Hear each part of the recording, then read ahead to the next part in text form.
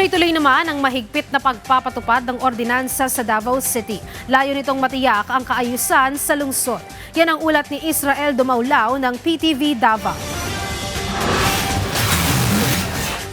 Inilunsad ng DILG ang Safer City Initiative na layong higpitan ang liquor ban, anti-smoking, curfew at video okay cut-off. Matagal nang ipinapatupad sa Davao City ang mga pulisiyang ito para sa kaayusan ng lungsod. Si Russell Ayog, isa sa mga residente na aabutan naming nagvi-video okay sa kanilang bahay.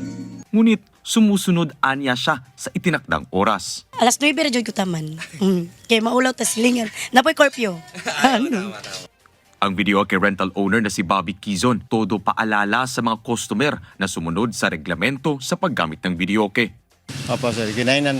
Kada deliver na mo, ginainan mo sila. Gawon sa sir. Antod alas 10 lang kay City Ordinance diri sa Davao City.